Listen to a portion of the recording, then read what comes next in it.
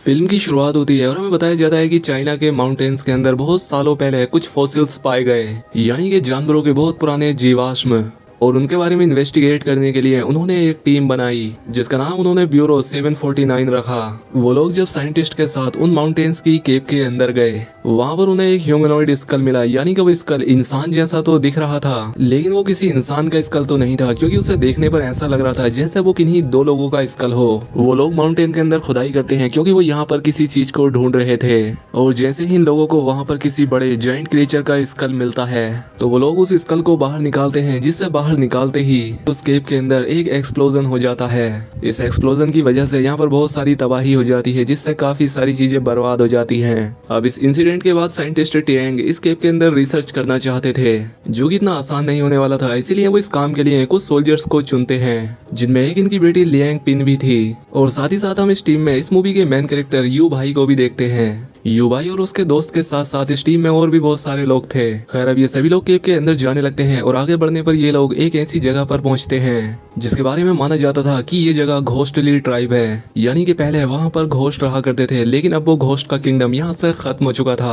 खैर, इस केव को पार करने के बाद ये लोग माउंटेन के दूसरी तरफ पहुंचते हैं। यहाँ बर्फ पर इन लोगों को एक बहुत ही बड़ा निशान नजर आता है, और ये निशान किसी बहुत ही बड़े क्रीचर का फुटप्रिंट था, यानी कि उसके पांव का निशान था। ये देखकर साइंटिस्ट टियांग बहुत ही हैरान होते हैं। इसके बारे में वो फौरन अपने हेडक्वार्टर में अपने डायरेक्टर को इन्फॉर्म करते हैं। अब जब ये लोग थोड़ा आगे बढ़ते हैं तो इन्हें बहुत सारी बैट्स नजर आती हैं, जो कि आम बैट से एकदम अलग थी, क्योंकि उनका रंग नीला और साइज में बहुत ज्यादा छोटी थी। अब वो बैट साइंटिस्ट टैंक पर अटैक करने वाली होती है, लेकिन तभी एक सोल्जर आगे बढ़कर उस बैट को पकड़ लेता है, और जिस हाथ में उस सोल्जर ने उस बैट को पकड़ा था उसका वो हाथ जलने लगता है, और धीरे धीरे देखते ही देखते उसकी पूरी बॉडी जल जाती है। वो स्केलेटन में बदल जाता है। अब हमें समझ आता है कि इन बैट्स को फायर बैट्स कहा जाता है। खैर, अब ये लोग किसी न किसी तरह से इन फायर बैट्स से बचकर आगे बढ़ते हैं, लेकिन इनकी मुसीबत अभी भी खत्म नहीं हुई थी, क्योंकि आगे बढ़ने पर इनके सामने एक बहुत ही बड़ा मॉन्स्टर आ जाता है। उसके यहाँ आने की वजह से माउंटेन पर जमी हुई सारी बर्फ टूट जाती है, जिस वजह से यहाँ पर एक बहुत ही बड़ा बर्फ का तूफान आ जाता है। अब वो लोग इस बर्फ के तूफान से बचकर भागने लगते हैं, लेकिन बहुत सारे लोग इस बर्फ के तूफान की चपेट में आ जाते हैं और अपनी जान गवा बैठते हैं, और बाकी जिंदा लोग इस तूफान से बचने के लिए एक खाई में जंप कर देते हैं। लेकिन इन लोगों की किस्मत काफी खराब थी, क्योंकि उस खाई के अंदर भी जो बर्फ थी वो काफी नोकीली थी, जो कि खाई में गिरे काफी लोगों के अंदर घुस जाती है,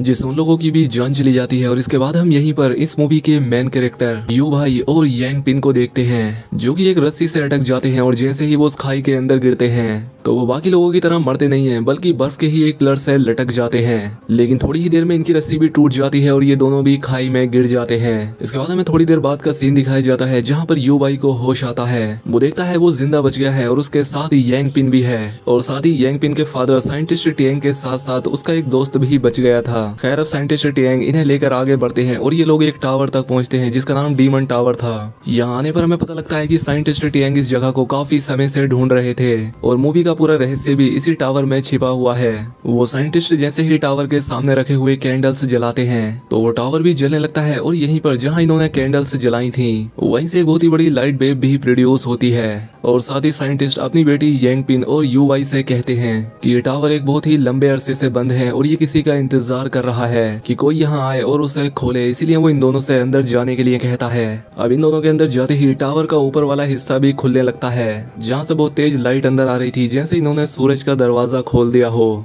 और उसी के साथ साथ हम इस टावर के बाहर बहुत सारे लोगों की सोल्स भी देखते हैं, और साथ ही वहाँ पर मौजूद पत्थर अब हवा में उड़ने लगे थे। और इससे पहले वो टावर पूरी तरह से खुल पाता, यू भाई का वो दोस्त उस कैंडल पर गिर जाता है जो साइंटिस्ट ने जलाई थी, और उसके गिरते ही ये टावर भी बंद हो जाता है। यहाँ पर हमें पता लगता है कि ये कैप्टन ने जानबूझकर किया था, क्योंकि वो डीमन टावर को नहीं खोलना चाहता था, जिसकी वजह हमें आगे पता चलेगी। जहाँ पर वो आदमी ह्यू भाई को ये सारी बातें बता ही रहा होता है कि तभी फिर से उन पर वही फायर बैट्स अटैक कर देती हैं। अब खुद ह्यू भाई का वो दोस्त बाकी लोगों को यहाँ से भगा देता है, और खुद उन चमगादड़ के सामने जाकर खड़ा हो जाता है। अब जैसे ही सारे लोग वहाँ से दूर चले जाते हैं और वो बैट्स उसके पास आ जाती हैं, तो वो खुद को एक ग्रेनेड से ब्लास्ट कर लेता है। वो खुद तो मरता है, लेकिन अपने साथ बहुत सारे फायर बैट्स को भी मार देता है। लेकिन कुछ बैट्स अभी भी बच जाते हैं, जो कि बाकी लोगों का पीछा कर रहे थे, और अब इसीलिए ये लोग उनसे बचते बचते एक वाटरफॉल तक पहुंचते हैं। लेकिन यहाँ पर एक बैट यू भाई पर अटैक कर देता है, जिसे देखकर यांग पिन जल्दी से उसे पानी में फेंक देती है, और खुद भी उसके साथ साथ पानी में जंप कर देती है। लेकिन अभी पानी में गिरकर भी ये लोग लोग बचे नहीं थे क्योंकि पानी के अंदर एक बहुत ही बड़ा खौफनाक क्रीचर इन पर अटैक कर देता है, जिसमें यू बाई तो बच जाता है लेकिन वो क्रीचर यांग पिन को पूरा खा लेता है।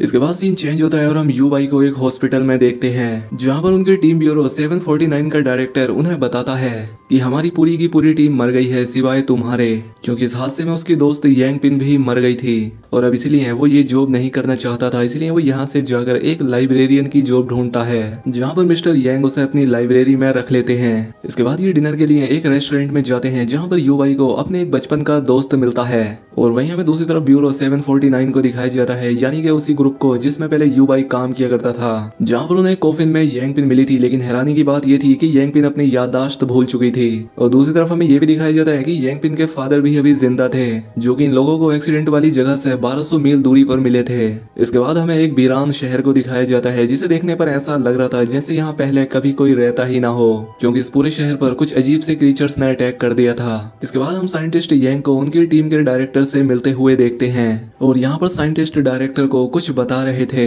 जिस वजह से वो शहर तबाह हुआ था वो बता